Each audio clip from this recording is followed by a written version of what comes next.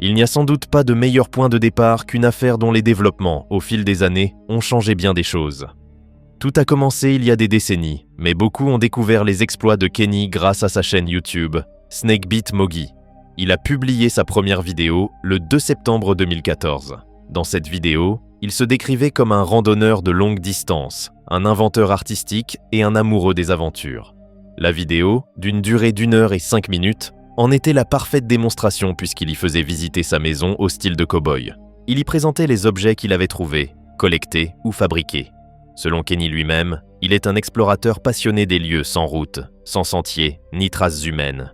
Alors que la plupart des gens passent en voiture sans y prêter attention, Kenny, lui, s'arrête pour escalader les montagnes avec son sac à dos et son matériel. Parfois, il passait plusieurs nuits à explorer des grottes et à récolter des objets uniques, comme des pierres, des plantes ou des fossiles, qu'il intégrait ensuite dans ses inventions et ses créations à la maison. Well, here I am on my hike up here in the mountains north of Las Vegas. This is a canyon I just walked up in. Now you can't tell, but my truck is way out there by the mountains at the very end of this valley. It's kind of like a big canyon. L'exploration de Kenny dans les déserts du Mojave et du Grand Bassin était également liée à sa passion pour l'étude des extraterrestres et des êtres venus d'ailleurs. Il suivait d'autres chaînes YouTube comme Serious Disclosure et son propriétaire, le Dr Stephen Greer, un fervent croyant aux ovnis et défenseur de la divulgation par le gouvernement des informations classifiées sur ces phénomènes. Kenny vivait à Las Vegas, et ses randonnées l'emmenaient souvent dans les terrains accidentés qui entourent la très secrète zone 51. On the other side of these mountains, I'll show you in a second, is the bombing range, the Nellis Air Force bombing range. They do a lot of practice stuff out there. This is an old mine, and there's a hole here that just goes way down. I'll show you that. Bien que la zone 51 soit une base de l'US Air Force située dans le Nevada, elle a souvent été au cœur de théories du complot modernes liées aux ovnis et aux recherches sur les extraterrestres. Les passionnés d'ufologie croient que l'installation sert à stocker et à examiner des êtres venus d'ailleurs, ainsi que leurs vaisseaux écrasés. Certains vont même jusqu'à penser que le gouvernement américain rencontre des extraterrestres et fabrique des appareils inspirés de leur technologie dans la zone 51. On ignore dans quelle mesure Kenny adhérait réellement à toutes ces croyances. Cependant, il a déjà fait des commentaires laissant entendre qu'il aurait vécu de troublantes rencontres avec des extraterrestres lors de certaines de ses randonnées. En 2014, l'une des vidéos publiées sur la chaîne YouTube de Serious Disclosure attira l'attention sur une prétendue recherche en énergie alternative menée à l'intérieur de la zone 51. La vidéo montrait un homme affirmant être le fils d'un technicien de la base et qui révélait ce que son père lui avait confié au sujet de l'endroit lorsqu'il avait trop bu.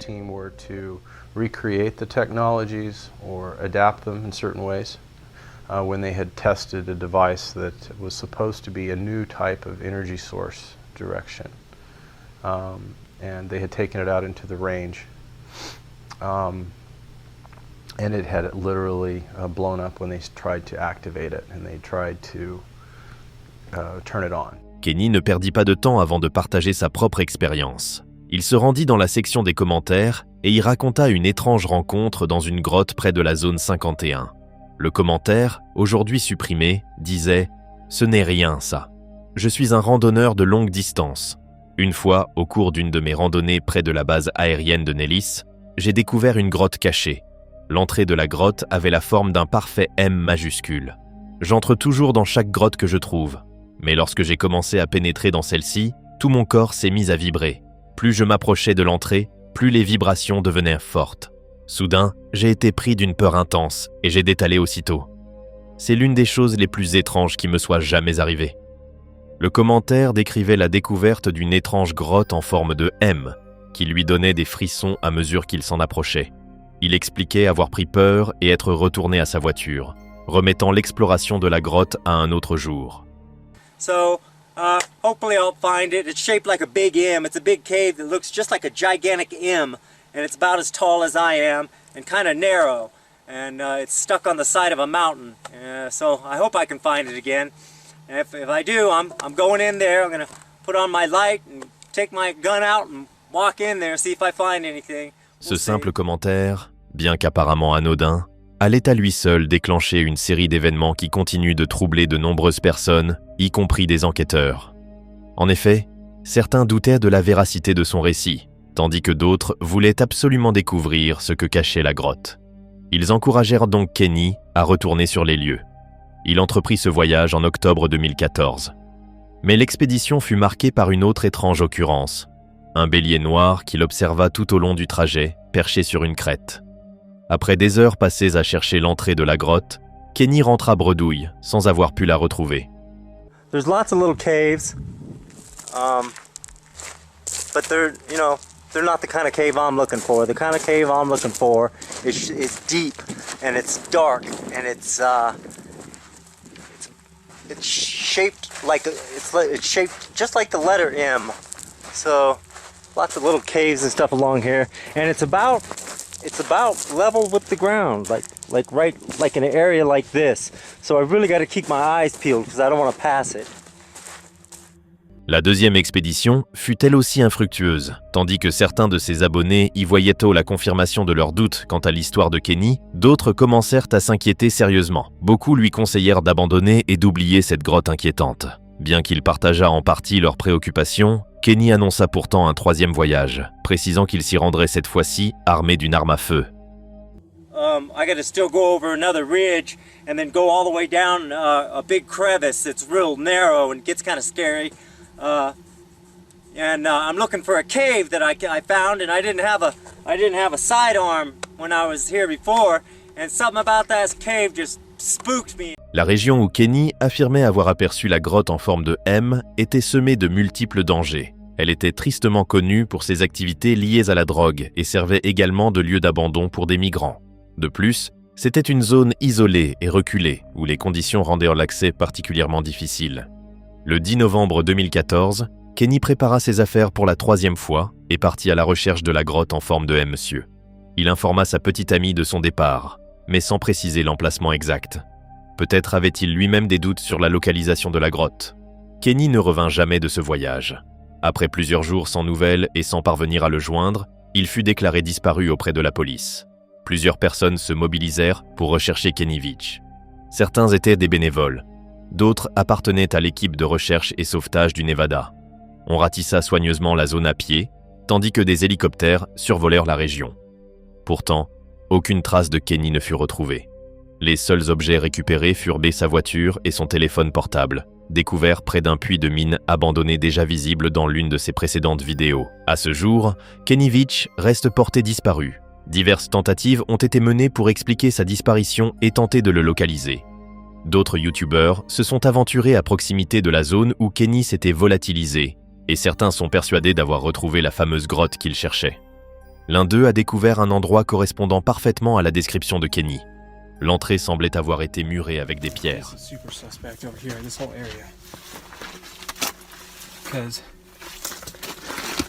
Even here, it starts. This seam, and it runs all the way up here. And then clearly, we have this same fill-in. Something was filled in here. I think this is where Kenny witnessed that cave.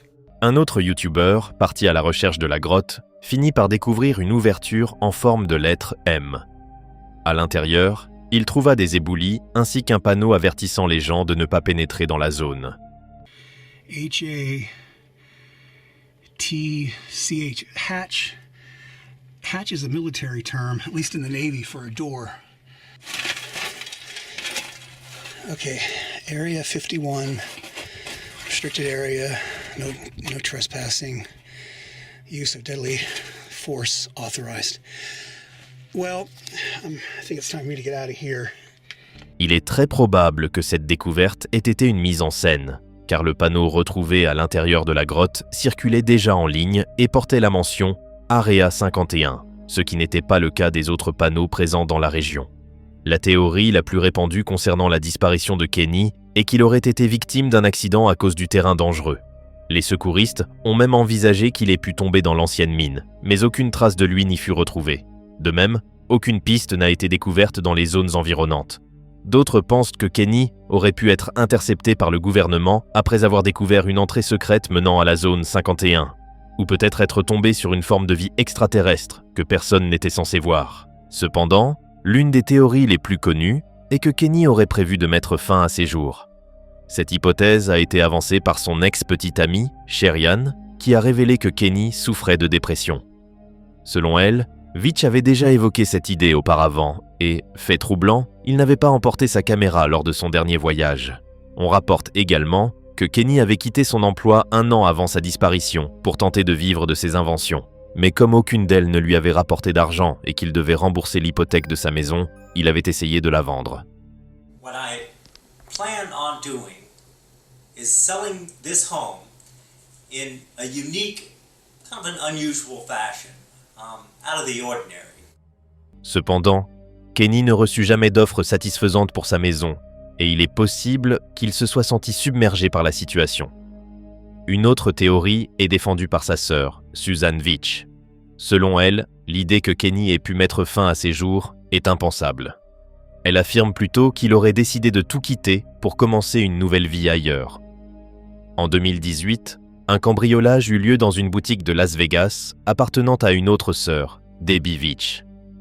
Susan soutient que l'homme aperçu sur les caméras de surveillance n'était autre que son frère Kenny. La vidéo montrait un homme ressemblant fortement à Kenny, qui semblait souffrir d'une douleur à la jambe, semblable à une blessure qu'il avait au genou. L'homme paraissait également connaître parfaitement les lieux. Un autre youtubeur publia une vidéo d'un individu ressemblant et parlant comme Kenny, mais Susan déclara que sa démarche n'était pas la même. Aujourd'hui, plus de 10 ans se sont écoulés, mais l'histoire de Kenny Veitch continue de hanter les enquêteurs. Avait-il tout planifié, utilisant le récit de la grotte en forme de M comme une couverture, ou bien s'est-il retrouvé face à une situation imprévue lors de sa quête? Comme toujours, la question reste ouverte. Qu'en pensez-vous?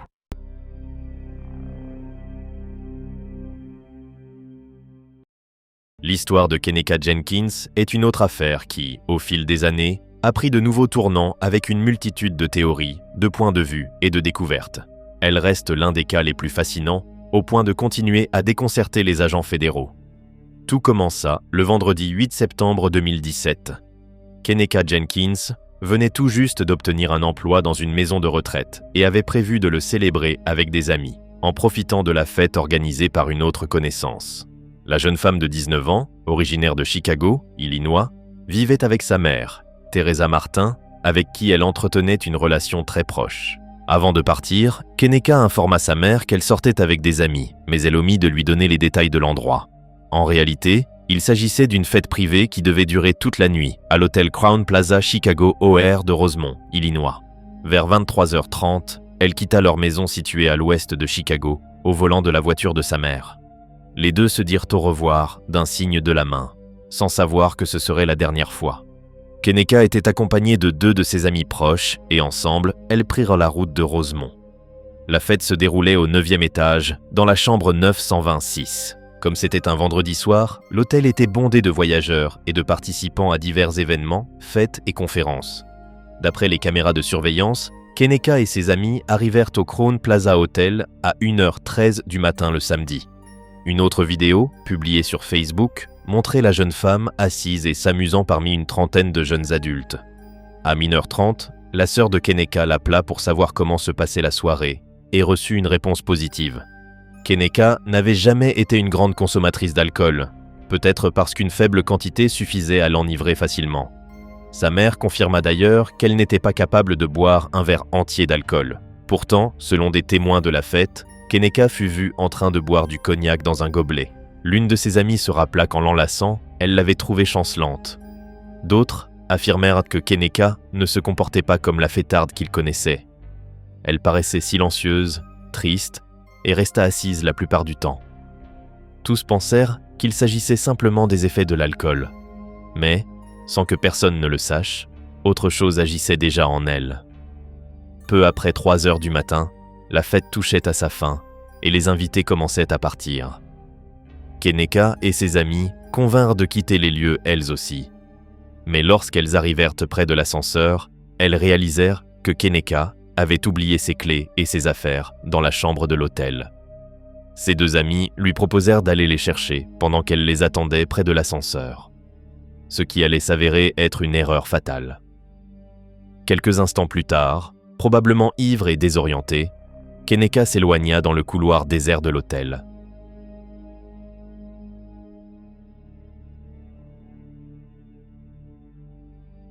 Lorsque ses amis revinrent quelques minutes plus tard, Kenneka avait disparu. Elle l'avait pourtant laissé au 9e étage. Comme l'hôtel comptait de nombreux couloirs et espaces, elle pouvait avoir pris n'importe quelle direction. Elles envoyèrent alors des messages à d'autres amis, et bientôt tout le monde se mit à la chercher. Les recherches durèrent plus d'1 heure, sans le moindre succès.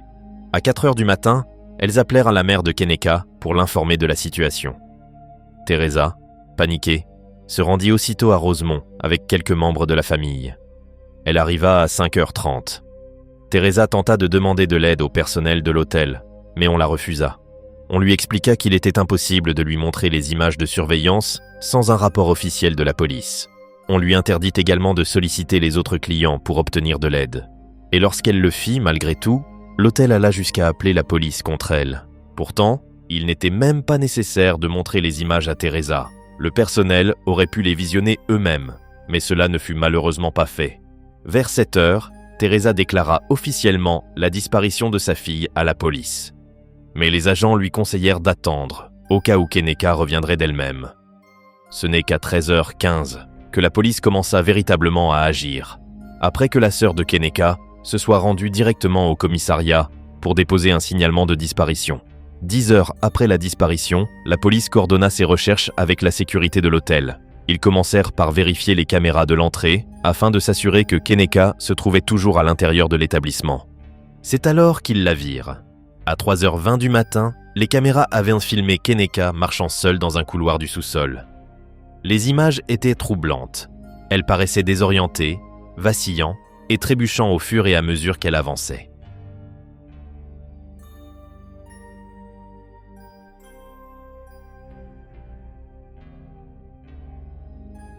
Kenneka errait encore dans l'hôtel, manifestement en quête d'aide. À 3h32, les caméras la filmèrent de nouveau, entrant dans la cuisine de l'hôtel avant de disparaître du champ de vision. Plus tard, il serait révélé qu'elle avait pénétré dans la chambre froide attenante à la cuisine, sans doute en la confondant avec une sortie. La zone de la cuisine était pourtant fermée pour rénovation, mais le congélateur, lui, fonctionnait toujours. Lorsque les policiers et le personnel arrivèrent sur place, il s'était déjà écoulé près de 24 heures depuis que Kenneka s'était égarée. Malheureusement, il était trop tard. On la retrouva allongée au sol, inanimée. À minuit 48, Kenneka fut officiellement déclarée décédée sur les lieux. Sa mère, Teresa, s'effondra en larmes. Après plusieurs semaines d'enquête, le décès de Kenneka fut officiellement qualifié d'accident. La cause principale retenue fut une exposition prolongée au froid. L'analyse de son sang révéla la présence de topiramate, un médicament contre l'épilepsie et les migraines, disponible uniquement sur ordonnance. Or, Kenneka n'en avait pas. Parmi les effets secondaires du topiramate figurent la confusion, la perte de coordination et des vertiges, des effets amplifiés lorsqu'ils sont combinés avec de l'alcool. Cela expliquerait pourquoi Kenneka paraissait renfermée, instable et si différente ce soir-là. Ajoutons à cela sa faible tolérance à l'alcool, et il devient évident que son organisme avait été gravement affecté. L'autopsie montra un taux d'alcoolémie de 0,112%, bien au-dessus de la limite légale de 0,08%. Elle était donc très alcoolisée et aurait eu besoin d'assistance pour se déplacer. Mais au-delà de l'intoxication, des questions demeurent. Pourquoi le personnel de l'hôtel n'a-t-il pas agi quand sa mère les suppliait de vérifier les caméras? Kenneka aurait-elle pu être sauvée si quelqu'un avait réagi plus tôt? Il est désormais trop tard pour le savoir. Espérons cependant que les bonnes personnes retiendront la leçon et sauront agir rapidement lorsque le prochain cas similaire surviendra. Le 17 juillet 2025, les caméras de surveillance de l'hôpital HMRI de Paris, situé sur Bailey Road à Patna en Inde, ont capté une scène bouleversante qui a secoué tout le pays. Les images montrent 5 individus pénétrant dans une section privée de l'hôpital, armés de fusils. D'abord, on peut voir les hommes déambuler calmement dans le couloir. Il est évident qu'ils savaient exactement où ils allaient et semblaient même familiers avec les lieux. Ils n'ont à aucun moment tenté de dissimuler leur identité aux caméras de vidéosurveillance ni de se cacher du personnel hospitalier. Arrivés à l'entrée d'une chambre, les 5 hommes ont sorti des pistolets dissimulés sous leurs vêtements et ont attaqué quelqu'un à l'intérieur. Ils sont restés dans la chambre environ 30 secondes. Après plusieurs coups de feu, certains se sont précipités hors de la pièce, toujours leurs armes à la main. Le dernier est resté quelques secondes supplémentaires, probablement pour confirmer le résultat de l'attaque, avant de sortir tranquillement vers la sortie. Les 5 hommes ont réussi à s'enfuir sans rencontrer de résistance. Un 6e complice, posté en guetteur à l'extérieur de l'hôpital, a ensuite rejoint le groupe, et tous se sont échappés à moto.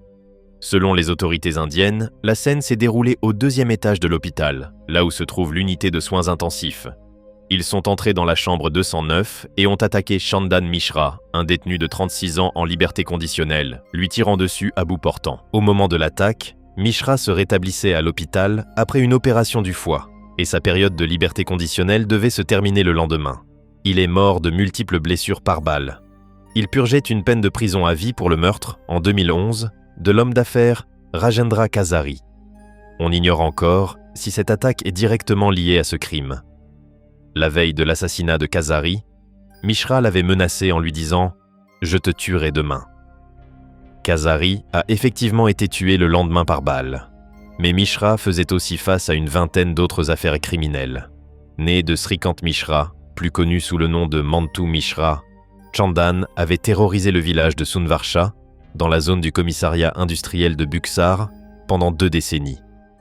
Il était accusé d'avoir participé à de multiples affaires d'extorsion, d'enlèvement et de meurtre. La police attribue l'attaque de l'hôpital à un règlement de compte entre gangs, soulignant que le mode opératoire correspond à celui utilisé par des groupes rivaux dans la région. Mishra avait formé une alliance avec un autre chef de gang, Om Karnat, alias Sheru Singh, pour créer le gang Chandan Sheru. Mais des désaccords sur le leadership et le partage des bénéfices ont conduit à une scission, suivie d'affrontements répétés, ce qui a poussé la police à intensifier ses opérations. Les 2 hommes se seraient même attaqués en prison, à Bhagalpur, alors qu'ils étaient codétenus. Au moment où cette vidéo a été réalisée, la police n'avait procédé à aucune arrestation, mais avait placé plusieurs personnes en détention dans le cadre de l'enquête. Le chef du groupe a été identifié comme étant Toussef Khan, alias Badshah. Résidant dans le quartier de Fulwari à Patna, il est déjà recherché pour détention illégale d'armes. Selon la police, il se serait récemment lancé dans des contrats de tueur à gages, et l'assassinat de Mishra pourrait en être un exemple. Les réactions ont afflué sur les réseaux sociaux après la fusillade, beaucoup dénonçant l'incapacité du gouvernement à protéger ses citoyens. D'autres pointèrent du doigt la dégradation de l'ordre public à Patna, rappelant qu'un autre homme avait été tué par balle récemment dans la ville.